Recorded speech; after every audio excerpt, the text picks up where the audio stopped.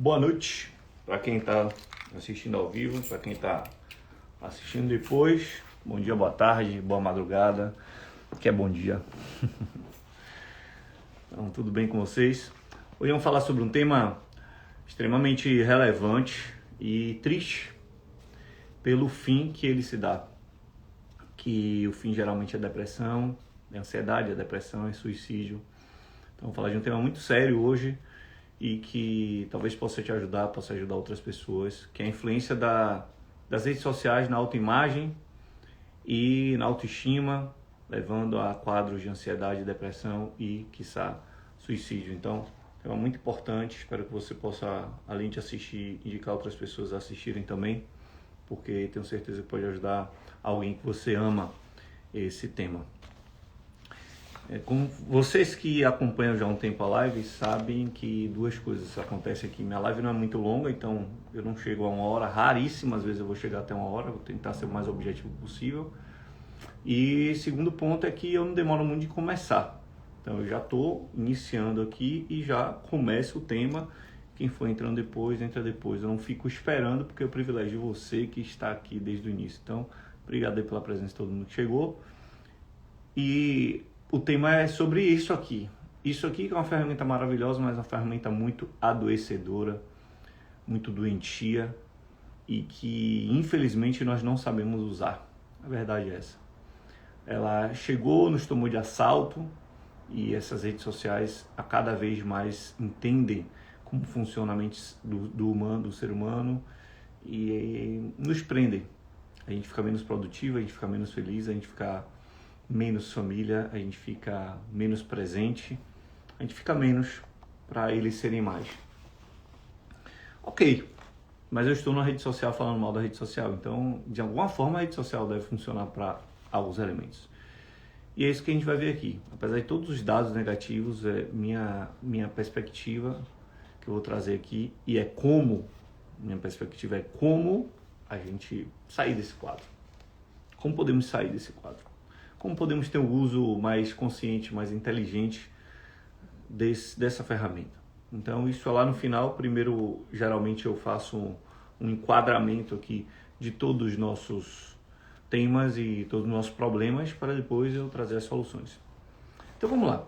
Quando eu estou falando de autoimagem, e é muito lógico isso, a autoimagem é como eu me enxergo. E é muito lógico que quanto mais tempo eu estou olhando para o outro, menos eu consigo me enxergar com fidedignidade, ou seja, menos eu consigo me enxergar como eu sou realmente. E mais eu me enxergo do ponto de vista de comparação negativa.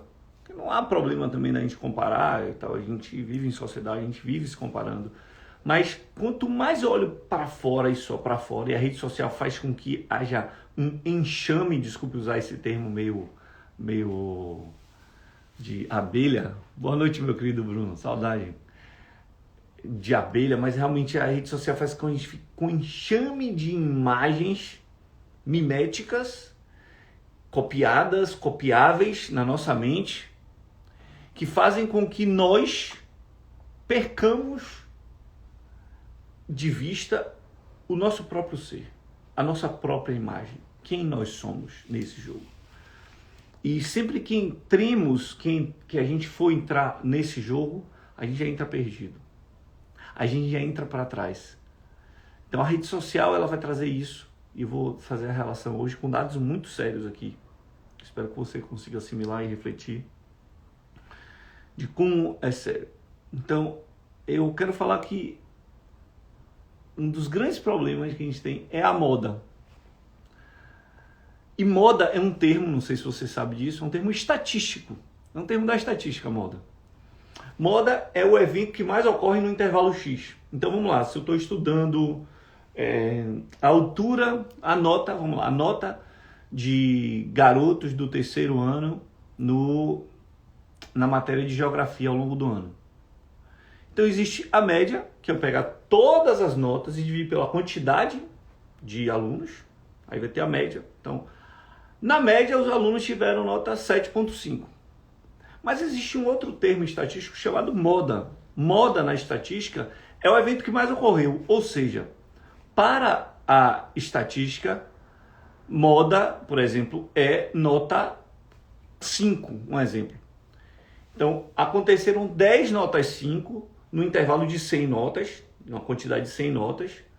Então, as 10 notas 5 representam só 10%, mas nenhuma outra quantidade de notas, tá? Nenhum outro perfil de notas, nota 6, 7, 8 e tal, atingiu mais do que 10. Ou seja, a moda foi 10, ou 5, tá? Que aconteceu 10 vezes.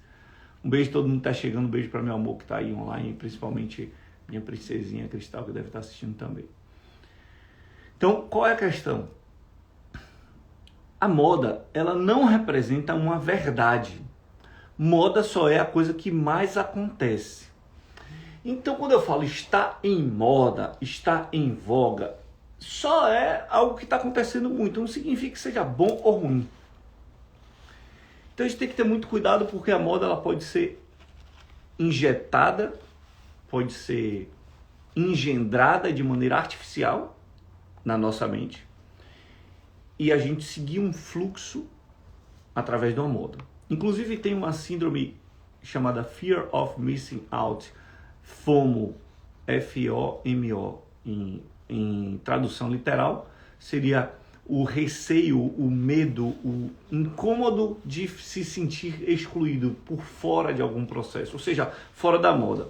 Você começa a ver no Instagram que todas as pessoas, sei lá, todas as pessoas que você segue viajam, agora estamos chegando aqui, quem é do Nordeste sabe como isso é forte, viajam no período junino, vão para uma festa de São João, e talvez você não vá para a festa de São João. E isso faz você sentir, segundo os estudos que falam sobre essa síndrome, sentir excluído de um processo. Isso vai você sentir mal e você vai se sentir inferior. Ora, mas a rede social é o lugar onde as pessoas postam coisas legais, coisas bacanas. O Instagram é para a gente postar coisa bacana que está acontecendo com a gente. No meu caso sei lá, eu posto muito turmas que eu faço, treinamentos que eu dou, etc. E aí você pode olhar e falar, uau, olha, fulano tem sucesso profissional, cicrano está com dinheiro, fulana tem um relacionamento de sucesso. E aparentemente só eu que não. Então isso gera essa síndrome chamada FOMO, Fear of Missing Out. E só para você ter noção, a influência da rede social, foi feita uma pesquisa pela APA, que é a Associação Norte-Americana de Psicologia, e eles fizeram um estudo com uma quantidade de 220 estudantes, onde eles fizeram o seguinte: metade dos estudantes eles não fizeram nada, porque era o grupo de controle dessa pesquisa, e a outra metade eles fizeram com que gradualmente, semana a semana, esses estudantes reduzissem o tempo de uso de rede social.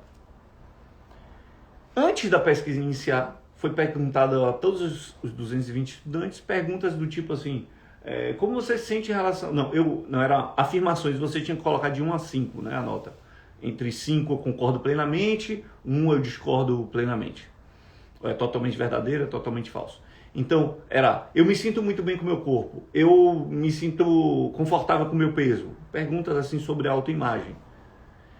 E aí, no final do estudo, pegava esse estudante que não mudou nada em relação ao uso da rede social e comparava com esse estudante que eles chegaram a reduzir 50% do tempo de uso da rede social por dia. E o que se observou que esses estudantes, esses jovens de 17 a 25 anos, que reduziram significativamente, 50%, o uso de rede social, aumentaram significativamente as suas notas em relação à autoimagem. Ou seja, o estudo científico mostra que, e é coisa que a gente já sabe, que a autoimagem é impactada negativamente a partir do uso dessa ferramenta chamada rede social. Então a gente tem que ter muito cuidado com isso. E há um experimento chamado experimento de Ash.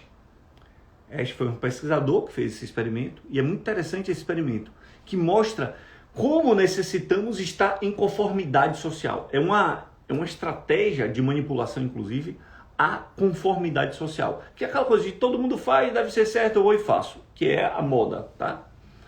Como foi o estudo de Ash? Maravilhoso esse estudo, depois pesquisa aí, você vai ver. O Ash é A-S-H, ASCH. Experimento de Esch. Ele colocou, ele fez uma pesquisa e não disse que era obviamente para isso, mas ficavam 4 pessoas numa sala. E ele falava que a pesquisa era sobre a acuidade visual, ou seja, a percepção visual das pessoas. Então ele pegava uma linha modelo, né, um tamanho X de linha, e falava, gente, e agora eu vou pegar algumas cordas aqui para que vocês me digam qual corda é mais próxima da linha que eu apresentei antes.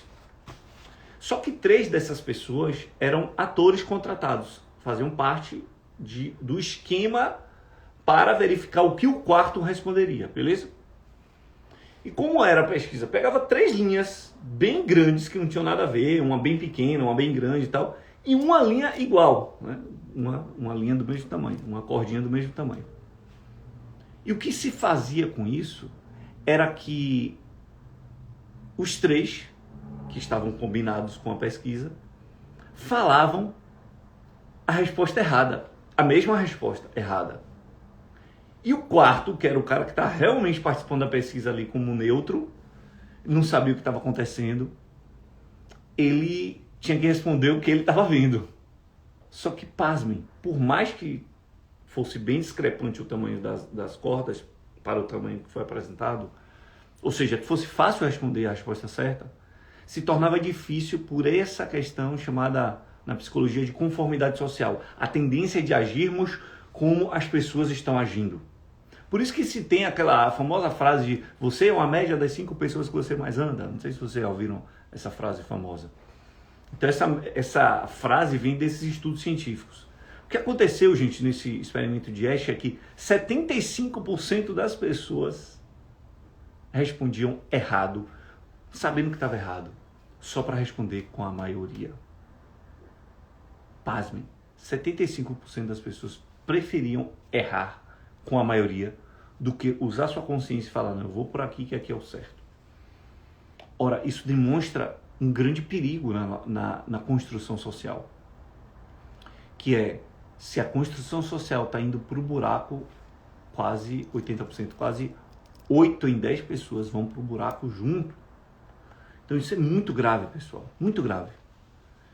E tem um estudo, falando de um outro estudo também muito interessante, que é o teste de Milgram, depois estudem ele, que é mais grave ainda, que mostra sobre um outro argumento que tem muito a ver com rede social. Porque a rede social fala assim, a gente vê e acha que as pessoas estão fazendo, né? Por conta até do algoritmo, a gente começa a entrar numa bolha e ver só o que a gente curte, só o que a gente acompanha, só o que a gente segue, e a gente começa a ver coisas parecidas e achar que o mundo é aquilo que a gente vê. Ou seja, o mundo é aquela frestinha que a gente vê da realidade que a rede social apresenta para nós.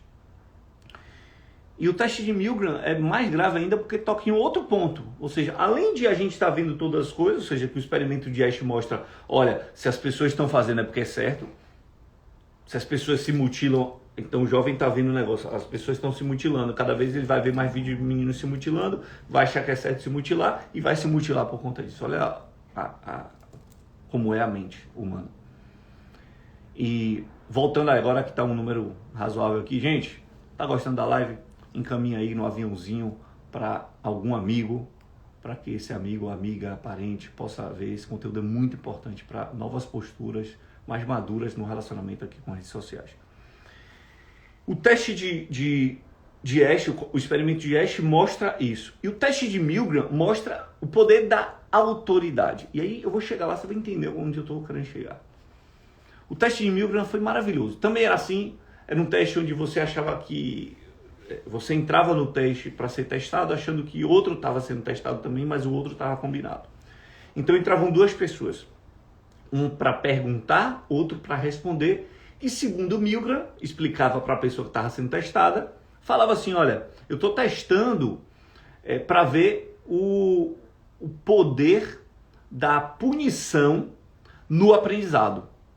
Então vai ficar um perguntando, um respondendo, e o que pergunta, a cada resposta errada do que está respondendo, vai dar um pequeno choque nessa pessoa que respondeu errado. Só que ele fingia um sorteio, só que o perguntador era sempre o cara que realmente estava fazendo o teste. E o cara que respondia era um ator do teste, era alguém próprio para responder coisas específicas. E esse ator fazia o quê? Eles ficavam em salas separadas, onde o perguntador só ouvia a resposta e só podia falar pelo microfone para poder acionar esse pequeno choque.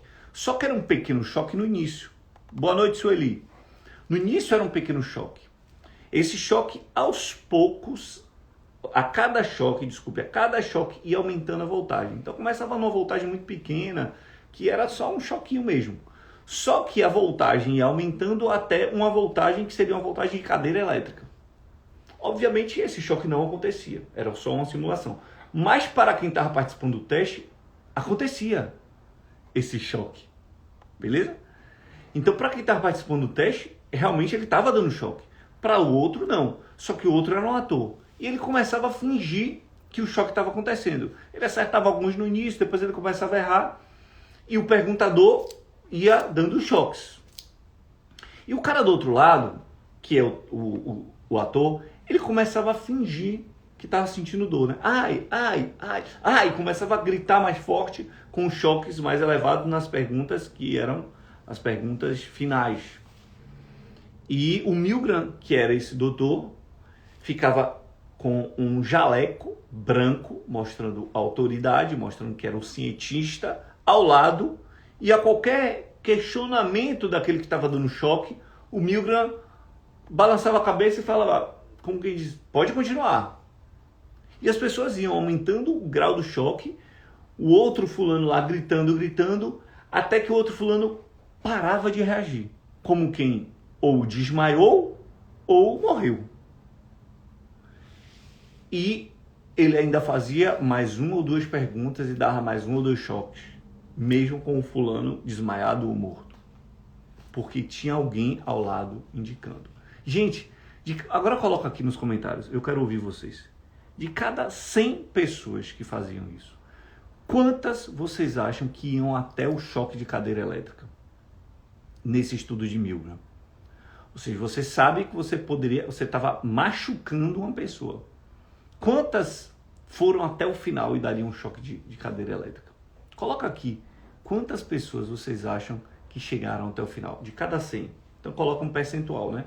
Ou seja, de cada 100, vocês acham que 20% chegou até o final, 80% chegou até o final, 50% chegou até o final? Quantas chegaram até o final? Qual é o percentual de pessoas que chegaram até o final? Alexandre, meu aluno, Alexandre, colocou todas. Vamos ver aí. Quantas vocês acham que chegaram até o final? Até o último? Nenhuma? 20%? 30%? 100%? Vocês estão bem pessimistas. O ser humano, 100% das pessoas matariam os outros. Pô, gente, vocês estão duros, hein? Meu amor colocou 70%. Quem mais aí? Pronto, Mila tem uma visão mais otimista da vida, falou que menos de 5%. O teste de Milgram, pessoal, chegou a um total de 2/3, 66% das pessoas chegariam a esse extremo. E aí esse teste explica um pouco até, sim, explica um pouco, tá? Um pouco de uma atrocidade chamada nazismo.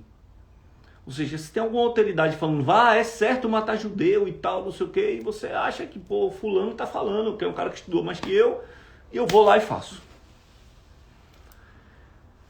Isso é extremamente grave. Vamos trazer para a nossa realidade aqui. Eu estou falando que moda, ou seja, eventos que acontecem muito, fazem com que a gente tenda a repetir. Experimento de Asch. Eu estou falando que a autoridade, pessoas que a gente referencia como pessoas que entendem, fazem com que a gente tenda a fazer. Então, quando junta os dois, imagina a loucura. A rede social faz com que a gente ache que há uma moda, porque a gente está vivendo dentro de uma bolha. A rede social, a função da rede social é trazer conteúdos que você já gosta, você já segue, que pessoas parecidas com você seguem e gostam. Ou seja, a rede social vai trazer para você uma mentalidade que o mundo que você está enxergando é o mundo real e é um mundo onde coisas acontecem meio parecidas. E aí vai entrar a gravidade. E a rede social traz uma autoridade para pessoas que são grandes na rede social. Aí você começa a olhar uma pessoa grande na rede social e falar, se, vou usar uma pessoa aqui que... Né, se Felipe Neto falou, é porque deve ser verdade. Se, sei lá, fulano falou, é porque deve ser verdade. Olha aí. Isso não é você pensando, gente. Isso é antes do raciocínio chegar. Aí que está o perigo. Então, do ponto de vista da autoimagem, quando você começa a ver fulana, cicrana, beltrana fazer a dieta da melancia, a dieta da carne, a dieta do não sei o quê, ou medindo, sabe aquela puxada que dá aqui na barriga? Aquela puxada. Eu vou fazer aqui em cima, porque a barriga eu não quero levantar, não. Porque... Mas não tem gente que puxa assim para ver a pele da barriga, para ver se tem gordura, que é uma medida de nutricionista para ver, né, o percentual de gordura, etc. Aí você olha a pessoa puxando e fala, caramba, eu quero ter essa barriga aí que puxa a pelinha assim, pô, largue a pele e volta, pá, e não tem nada de gordura, pô, que pele, que barriguinha é essa e tal. Só que o Instagram viu que você ficou 1 minuto vendo essa puxada de pele. Aí o Instagram fala, pô, esse cara gosta de ver puxadas de pele de barriga. Tô usando o termo, mas eu não sei esse termo dessa puxadinha de pele. Ou vou mostrar pessoas que fazem mais pessoas. Porque pro Instagram, quanto mais tempo você na rede social, melhor para ele. Obviamente. E aí o Instagram vai começar a mostrar mais. Aí você, o que é que vai vir na sua mente de maneira inconsciente? Pô, todo mundo tem puxadinha de pele aí na barriga. Menos eu. Beleza? Aí vai aparecer alguma pessoa que você acha muito grande, né? O puxador de pele de 100 milhões de seguidores. Estou exagerando aqui. Tem que usar esse termo aí, Carolina. Eu não conheço, não sei como é. Mas vocês sabem o que é, né? Aquele negócio que puxa assim e vem a pelinha. Quem não conhece é porque, graças a Deus, não conheça não, porque você vai sentir que você tá gordo, mesmo você tá gordo. A puxadinha de pele é cruel com a nossa autoimagem. E aí você começa a ver aquela pessoa agora que é uma autoridade no Instagram, é um musa fitness, é um muso fitness, é uma pessoa com não sei quantos seguidores, é um nutricionista conhecido, é um fisioterapeuta, não sei o que lá, é uma pessoa da área da estética, um famoso de Big Brother, que puxa a pelinha também, da barriga, beleza? Então entendido aí o que é puxada de pele. Quem não sabe o que é puxada de pele, bota aqui que aí a gente vai ter que explicar com termo, e quem sabe coloca um termo técnico aqui que eu não sei não. É a mesma coisa que faz pra ver percentual de gordura. O cara puxa a pele e bota um negocinho assim pra ver, bota uma reguinha assim, uma régua não, um compasso, um transferidor de ângulo, sei lá, uma parada assim, puf, pra medir a sua barriga. E quem tá com a barriga muito sequinha, puxa só a pele e não vem nada de gordura. É isso, bem. Ou seja, a sua mente começa a ver pessoas que puxam pele e fala, opa, preciso puxar minha pelinha da barriga, preciso ter uma barriga assim, fantástica, sequinha, maravilhosa. Ah, eu não tenho. Aí eu começo a ver autoridade, né? Primeiro, conformidade social. Lembra do teste de Asch, experimento de Asch. Depois, teste de Milgram. Autoridade. Pô, pessoas importantes puxam pelinhas da barriga. Eu preciso puxar minha pelinha da barriga também. Aí, o que acontece na minha mente? Pô, eu tenho uma barriguinha. A barriguinha. Mas pra mim agora é, meu Deus, não puxo minha pele. Acabou, não consigo puxar. Minha barriga é uma porcaria. Paquímetro, pô, legal aí, valeu, Mila. Boa noite, Fátima, tudo bom? Então, adipômetro, tá, uma parada dessa aí, porque aí vocês não estão me ajudando, né? Uma fala uma coisa, me ajudem, pessoal. Não dá pra pesquisar aqui, foi improvisado esse, mas ok, vocês entenderam, né? Não precisa saber o termo exato, não. Mas é um negócio, acho que é o adipômetro mesmo, tem mais sentido, né? Que é de paquímetro, acho que é um negócio de medir na rua de estacionamento, né? E adipômetro, para medir o tecido adiposo, né? Beleza. Fala, Vanessa, tudo bom, minha querida? Seja bem-vinda. Então vamos lá, o que vai acontecer com a minha mente? Eu tô inferior ao que eu deveria estar. Eu preciso estar melhor. Eu preciso estar melhor. E aí vai acontecer na minha mente um impulsionamento a uma ação para essa melhoria, porque minha autoimagem está prejudicada. A autoimagem prejudicada vai prejudicar o quê? Minha autoestima. Porque se eu não me enxergo direito, como é que eu me cuido direito? Eu não consigo me cuidar direito. E aí eu fico... Ah, tá. Ah, beleza. Eu fico atrás de um padrão que não existe, seja de ganho financeiro, porque eu estou falando de gordura, não podia ser, eu sigo os milionários, os empreendedores, o Flávio Augusto, o Pablo Marçal, o Wendel Carvalho, agora eu quero ser um novo milionário da internet. Eu vejo que os caras estão no padrão de comprar Jaguar, comprar Ferrari, meu amigo, e aí como é que fica aqui e tal, pô, não estou conseguindo nem pagar minhas contas. Isso vai transformando a gente em pessoas ansiosas. Então a autoimagem destruída vai destruindo nossa autoestima, porque a gente deixa de cuidar da gente, porque a gente está atrás de um padrão que não é o nosso. E por estar nesse movimento de olhar quem eu quero ser, em vez de respeitar quem eu sou, e buscar, obviamente, uma transformação, a gente vai ficar...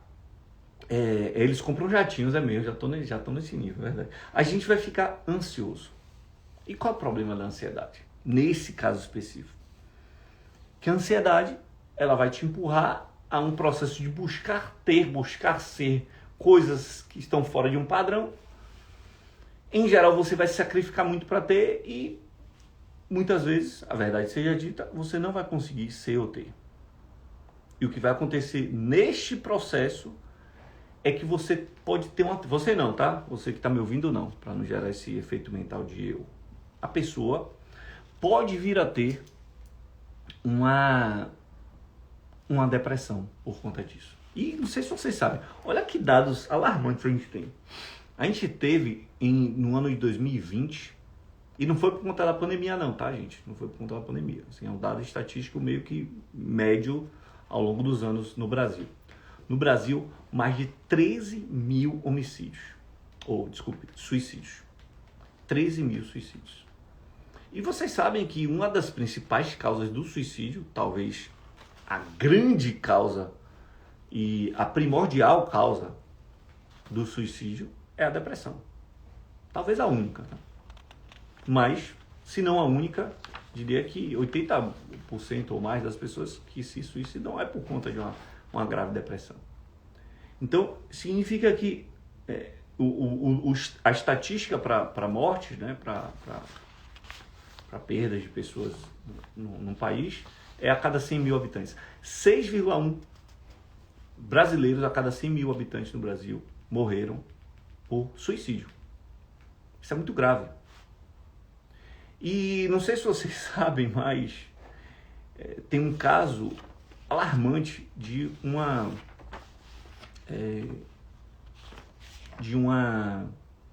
jovem que aos 14 anos na Inglaterra se matou, se suicidou, e o pai conseguiu, depois de 4 anos, comprovar que ela se matou por conta da influência das redes sociais. É muito triste isso. O nome dela era Molly Russell, foi em 2017 o falecimento dela, e o pai foi atrás das coisas que ela seguia e marcava e salvava, e verificou que as postagens que ela salvava e curtia e tal, foi atrás de tudo. Boa parte dessas postagens era de estímulo ao suicídio ou de pessoas com pensamento suicida. Então isso levou a menina a esse ponto. E estudos mostram também que se você abrir uma conta hoje no TikTok e direcionar lá falando que tem 13 anos de idade, em 2,6 minutos, ou seja, 2 minutos e alguma coisa, 2 minutos e meio aproximadamente, já aparece alguma postagem relacionada a suicídio. E em 8 minutos já aparece alguma postagem relacionada a transtorno alimentar. Não ensinando positivamente não, mas estimulando relatos de pessoas que pensam em... Isso é muito grave. E a gente pensar que nossos jovens estão conectados, hiperconectados ao aparelho, deixa a gente meio apreensivo. A verdade é essa. Então a gente... e eu estou falando nossos jovens porque eu acredito que o meu público não é muito esse público mais jovem. Apesar de que pode ter um outro gato pingado aqui de ser novinho, mas não tira onda aí novinho se você não é novinho não. Eu tô de olho em você, tirando de novinho aqui. Eu acho que a galera boa parte é mais jovem que eu, tem uma galera um pouco mais... A galera de 30 e alguma coisa, não é isso? 30 e alguma coisa. E então é muito, muito grave isso. A gente tem que ficar de olho nesse processo. Só que para a gente olhar esse processo, a gente tem que olhar pra gente. E talvez a gente não chegue nesse extremo, né? A gente tem tantas outras coisas para vivenciar. Esse extremo de grande ansiedade, de depressão e, quiçá, no final trágico da vida, né? Finalizar sua própria vida. Contudo, para o mais jovem, isso é muito mais provável que aconteça. E uma pergunta que pode estar na sua cabeça é: Yang, se tem tanto suicídio no Brasil, por que eu nunca ouço notícia de suicídio? Olha que interessante. Sabe por que você nunca ouve notícia de suicídio? Porque existe um acordo jornalístico de não se divulgar notícias de suicídio. Sabe por que existe esse acordo? Porque se percebeu estatisticamente que quando se anuncia um suicídio, aumentam suicídios na sociedade. Eu vi isso de uma maneira muito chocante. Eu estava com minha mãe, muitos anos atrás, uns 14 anos atrás, 13, sei lá, por aí, vamos lá. Com minha mãe, a gente estava almoçando, e depois sentamos para ver TV, e eu vi uma zoada, né? Um pá! Uma coisa assim estranha, caindo, bem forte na rua. Quando eu fui olhar, era uma pessoa que se jogou no prédio da frente. Fiquei chocado com aquilo ali, cara, mexeu muito. Nesse caso não era um jovem, era uma senhora, que inclusive é muito comum depressão para pessoas idosas. E aí eu fiquei naquela, né? Pô, bicho, vou ligar meio-dia aqui no jornal. Não, meio-dia não, vou ligar na noite, que isso foi por volta de meio-dia, 1h. Vou ligar à noite o jornal para que eu veja quem foi, qual a história dessa mulher e tal. A notícia passou ali, nada falou da mulher. E aí que eu fui pesquisar e descobri que existe esse consenso jornalístico de não se divulgar. Inclusive tem um livro chamado Outlier, Fora de Série, que o autor Malcolm Gladwell, ele explica esse processo. Eu não lembro exatamente, tem muitos anos que eu li, mas é bacana demais esse livro. Fala de várias outras coisas, mas fala disso também. Então, é muito interessante a gente observar que existe isso no jornalismo, só que a rede social é solta, meu querido. Então, a pessoa vai começar a ver e ela vai ver, diferente do jornal, que apareceria ali uma notícia de suicídio no meio de um aumento da gasolina e de, sei lá, um político que falou A ou B, C do outro, e apareceu a notícia ali, ia ser uma notícia. A rede social promove, como eu disse, que a pessoa veja muito daquilo por conta desse efeito algorítmico. O algoritmo faz com que a gente só veja o que a gente já vê, ou só veja o que a gente já está acumulando. E só para vocês terem uma noção, no Brasil, no total, né, no mundo, mais de 264 milhões de pessoas têm depressão no mundo. E no Brasil, cerca de 10% declara que já teve depressão, ou tem. E cerca de 6% da população sofre com depressão atualmente. É muita gente, pessoal. Parece pouco, né? 6%. Mas é uma doença gravíssima que pode levar à morte e que tem muita associação com isso aqui. Então a gente, depois de montado todo esse quadro, como eu falei, agora vamos fazer um resumo desse quadro do ponto de vista metodológico e como sair. O que é que eu trago aqui como ferramentas para que a gente possa fazer. Então, como eu disse, a autoimagem, como eu me enxergo, afeta a autoestima, como eu me cuido, diretamente. Mas afeta também essa ansiedade na busca de um padrão, porque a autoimagem a minha autoimagem é sabotada por ver muitas outras imagens, de povoar meu imaginário de várias outras imagens de várias outras pessoas e de achar que eu deveria ser igual àquelas outras pessoas, ou de que eu estou aquém do que eu deveria ser. E eu vou destruindo minha autoimagem. Caramba, e cada vez mais que eu busco e não consigo, mais minha autoimagem é destruída. Cada vez que eu boto o pé na jaca no final de semana e não consigo puxar a pelinha da barriga, cada vez que isso acontece, mais minha autoimagem é destruída. E aí eu começo a pensar, caramba, eu não presto, velho, eu não consigo, não é pra mim. Mas se alguém consegue, eu não consigo, é porque eu sou fraco, é porque eu sou incapaz, é porque eu sou incompetente, é porque eu sou disforme, é porque qualquer coisa. E aí eu vou destruindo minha autoestima. Eu começo a não cuidar de mim, de gostar de mim, de me amar do jeito que eu sou, que é o princípio básico da autoestima. Se amar do jeito que você é. Não significa não querer melhorar. Significa se amar do jeito que você é. Com a condição que você tem hoje. E aí a gente vai começar esse processo de ansiedade por buscar um padrão que não é o nosso. Buscar um padrão que é um padrão acima do que a gente está podendo entregar naquele momento. Essa ansiedade, como eu disse, quando frustrada, muitas vezes pode levar um processo de sofrimento que pode levar a um processo de depressão e aí podendo desencadear, como a gente falou, num fim da vida. Beleza, Yang, eu entendi o quadro. Você explicou maravilhosamente bem. Olha o autoelogio. Bota aqui. Se foi, bota assim, foi. Quem tá chegando nem vai entender se botar. Foi mesmo, bota assim, foi mesmo. Pô, dá uma moral aí pro tio, na moral. 9 horas da noite aqui, me esforçando, família em casa. Bota um foi aí, mesmo sem você acreditar, só pra falar, pô, vou dar uma moral pro cara aí, vou melhorar o autoestima desse cidadão. Se não aparecer nenhum foi, eu acabo a live aqui agora. Pronto, já apareceu um ufa.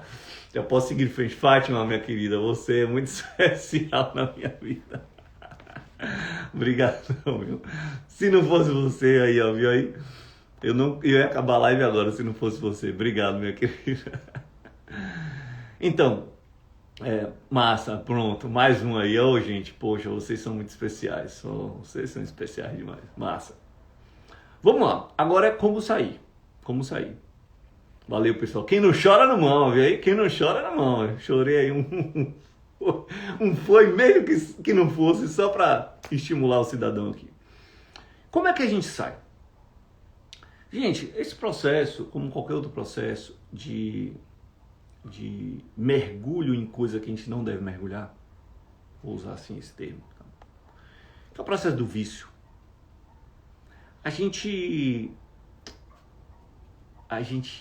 Vamos lá, mesmo que você não seja viciado, há um malefício no uso da rede social, beleza? Mesmo que você não seja um viciado em rede social, em uso de celular de maneira geral. E a gente tem que observar 2 elementos. Você tem que observar esses 2 elementos na sua vida. Um é qualidade. Como é a qualidade do uso da sua rede social? O que é qualidade, Yang? Poxa, quem você segue? Beleza, pode ser uma pessoa que puxa a pelinha da barriga, não tem problema. Mas que essa seja a pessoa que não... que passe valores além de puxar o pelinha da barriga. Que não seja só puxar a pele da barriga. Que seja um cara que tem um Jaguar ou um jatinho. Mas que não seja um cara que no modelo mental dele, ter o jatinho é o que é e não mais outras coisas, percebe? O ideal é não seguir esse tipo de gente mesmo, assim, nem que fica ostentando muito. Uma vez eu vi até o próprio Flávio Augusto, um cara milionário e tal, que eu gosto e tal. E ele estava conversando com um outro cidadão, que eu não vou falar quem é, porque, né, mas quem acompanha sabe.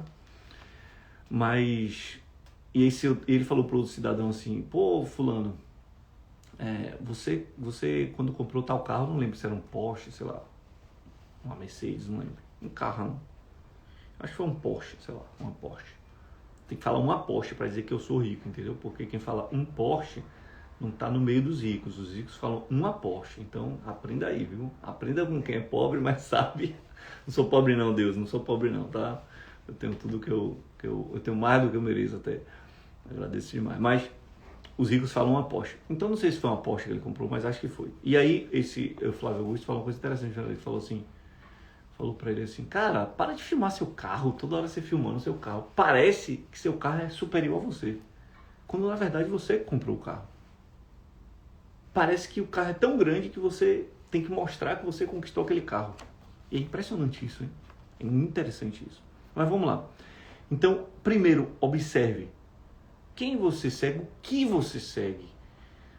E, de fato, isso não tem como eu estabelecer uma regra, tá? É coisa sua mesmo. E precisa de uma coisa que a gente não tem feito. Uma autoanálise. Uma reflexão sobre a nossa vida. Pessoal, refletir sobre a vida. Guarda aí 10 minutinhos, 20 minutinhos para você pensar, refletir, meditar sobre sua vida. As coisas que eu tenho feito são boas, não são. O meu dia hoje, eu colaborei mais, eu entreguei mais do que eu tirei mais do que eu entreguei. o que é que eu sou grato à minha vida, o que é que eu preciso buscar. A gente não tem feito isso, não tem guardado um tempo pra gente. É todo momento ouvindo música, acessando rede social, vendo televisão, todo momento se ocupando de alguma coisa para não encontrar esse vazio existencial fundamental que é o encontro com a sua própria alma. É fundamental isso para o ser humano, encontrar a própria alma e olhar e falar, é difícil, mas é o único caminho. É o único caminho. Então você precisa fazer essa reflexão, né? O que eu estou seguindo? As coisas que eu sigo são boas, não são? Olhar mesmo quem segue, quem não segue e tal. E ver o que está te agregando. Então, primeiro, a qualidade de uso da rede social. Primeiro é isso, você fazer uma avaliação de qualidade. Mas não adianta só qualidade. Quantidade também pesa. Porque mesmo que sua qualidade seja boa, se você usa muito, você começa a mudar esse padrão mental de povoar, como eu falei, de um enxame, como se fosse um enxame de abelhas, de imagens na sua mente, de pessoas que têm um padrão de vida A, B ou C, ou que têm um estilo de vida A, B ou C, e faz com que você se sinta inferior e que você não vai alcançar, etc, etc. Que eu já narrei aqui muito, muito mais cedo. E que o pessoal disse que gostou. Se você chegou agora aí, ó, quem é aqui? Wilson, Dr. João, ó, o pessoal disse que gostou aqui, viu, velho? Voltem aí depois pra poder ver no feed que vai ficar gravado, beleza? Então não adianta só qualidade, é quantidade também. Então, o que a gente precisa mais, pessoal? Viver o mundo real. A gente tem perdido paulatinamente a vida real. A vida real. Tá com outro ser humano, sentindo o cheiro da vida, sentindo o toque das coisas, olhando o olhar das pessoas. A gente tem perdido isso. A gente tem feito com que essa telinha tenha toda a nossa atenção e a gente tem perdido o contato com as pessoas. Eu estou falando não para dar sermão, é um desafio também para mim. Não estou aqui para dizer, olha como é maravilhoso. Mas eu tenho feito essa reflexão, tenho procurado utilizar cada vez menos, cada vez com... E realmente faz um efeito muito positivo. Está mais no pé no chão mesmo. Está mais vivendo aqui. Porque traga muito a nossa vida isso, né? E uma outra questão, além dessa coisa de viver o mundo real mesmo, procurar atividades mesmo, atividades reais, de vivência real, de fazer coisa. Você não pode fazer uma aula de dança olhando o celular. Consegue? Não consegue. Você não consegue pedalar olhando o celular. Talvez consiga, mas é bem arriscado para a sua vida. Sei lá, você não consegue fazer uma maratona olhando para o celular, ou correr 5 km toda hora olhando o celular. Você não vai conseguir render, não vai conseguir manter a concentração. Ou seja, fazer coisas reais mesmo, assim, vivenciar, viver a vida, sorver a vida, tomar um banho de mar olhando o celular. Sorver a vida. Começar a vivenciar mais a vida. E quando estiver com pessoas, estar com pessoas, estar conectado com essas pessoas, estar conectado, vinculado, olhando. Porque o que acontece hoje? Eu vou dizer para vocês um grande problema. A gente está aqui conversando. Aqui não, né? Digamos que eu esteja conversando com um amigo. Aí eu falo, pô, cara, não sei o quê. Aí eu cito esse negócio de Flávio Augusto. Por que Flávio Augusto falou para aquele fulano lá? Aí eu falo, pô, deixa eu ver se eu acho o vídeo aqui. Aí acabou, eu perdi a conexão. Que podia ser só um comentário, não preciso mostrar o vídeo pro cara. Aí eu venho, quero mostrar o vídeo, aí entro, eu vejo outro vídeo, e vejo outra coisa, e me desconecto dele, e perco o fluxo da conversa. Então, às vezes, até é para desenvolver a conversa que eu perco o fluxo da conversa por fugir para a rede social. E uma coisa que eu já fiz, isso eu já fiz, gente, eu recomendo demais. Que é um detox digital. Um detox digital. Pega um final de semana aí, ou um dia de semana, sei lá, não sei o que é pior para você. Faz o que é pior. E, cara, desliga esse negócio aí. Fala para as pessoas que são próximas, né? Que você, vou ficar... vai estar desligado aí se precisar ligar para mim. Ou então bota só em modo avião para só receber ligação. Isso é muito eficaz. Porque é um pouco do que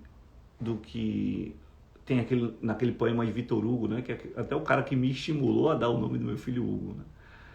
E aquele poema do Victor Hugo fala, o nome do poema é Desejo. Depois eu vi, parece que não é bem de Victor Hugo e tal, mas são essas polêmicas de internet. Mas vamos lá. Se você botar Desejo Victor Hugo na internet, você vai achar esse poema. E aí ele fala numa estrofe lá, ele fala uma coisa bem interessante. Desejo também que você tenha dinheiro. Nem muito, nem pouco, mas o suficiente. E que pelo menos uma vez no ano você coloque um pouco dele na sua frente e fale pro dinheiro, você é meu. Só para ficar claro quem é o dono de quem. Isso é fantástico. Isso é fantástico. Isso é muito bom. Porque isso vale pro celular, pra rede social, para essas coisas que a gente se vicia. Olha de vez em quando falar, Instagram. O Instagram é de Marquinhos, de Mark Zuckerberg, né? Mas o meu Instagram é meu, né? Até ele roubar de mim, né? Que é dele, ele pode tomar de volta. É alugado, né? Digamos assim. Eu vou olhar pro Instagram e falar, cara, você é meu. Você é uma ferramenta de uso para mim. Você é meu. Eu tenho que saber te utilizar. Porque senão, quem não consome está sendo consumido. Você consome ou você está sendo consumido? É a pergunta que você tem que fazer. Porque se você estiver consumindo, você pode ser consumido de vez e virar bagaço. E não é isso que eu recomendo para um ser humano. O ser humano tem que ter altivez, o ser humano tem que ter domínio. E vou trazer outras duas dicas para vocês. Então eu falei da qualidade do que você segue, quantidade do uso. Procure reduzir quantidade mesmo, assim. Olha, se você reduzir 20% do que você usa, não vai fazer diferença na sua vida do ponto de vista de perda e provavelmente já traz um ganho para você. Porque às vezes a gente fala, meu Deus, tal, eu vou parar de usar e aí como é que vai ser? E aí as duas últimas coisas são fundamentais. Eu sempre falo desse primeiro ponto, o segundo ponto eu vou trazer hoje porque meu coração está mandando trazer. O primeiro é autoconhecimento. Se você se conhece, se você reforça quem você é, sabe quem você é, se conecta com você mesmo, há muito menos chance de você entrar se embrenhar nesse processo aí negativo. E o outro que eu quero trazer para vocês é, a gente já é amado. Por que a gente está buscando tanto amor fora? A gente já é amado. Se a gente não fosse amado, a gente nem estava aqui. Então, já tem um amor divino que nos ama, que se entregou por nós. E a gente só está aqui por conta dele. Então, quando a gente é amado por esse amor divino que preenche muito da nossa vida, do nosso coração, buscar fora é muito pouco. Então, que possamos nos conectar a esse amor divino, que possamos nos conhecer, que possamos, a partir disso, usar menos a rede social, usar com mais qualidade a rede social e, tendo esse autoconhecimento, valorizar nossa autoimagem, valorizar quem somos, onde estamos e onde queremos chegar e de onde viemos, nossa jornada. Então, gente, espero que vocês tenham gostado. A live acabou sendo mais longa do que eu esperava, mas eu também anotei muita coisa aqui, espero que tenha sido útil para vocês e que vocês possam refletir e levar um pouco disso para a vida de vocês. Eu geralmente gosto de conteúdos, de assistir conteúdos e eu fiquei acho que uns 50 minutos aqui. E às vezes é uma frase que muda. Às vezes a gente assiste uma coisa de 1 hora, 30 minutos, 20 minutos. Às vezes é uma frase que, se a gente traz para o nosso coração e reflete, pode melhorar a nossa vida. Então eu espero que tenha alguma dessas N frases que eu falei aqui, espero que alguma tenha tocado você e que tenha melhorado a sua vida. Deus abençoe vocês e até semana que vem. Beijo grande no coração. Obrigado pela audiência. Tchau, tchau.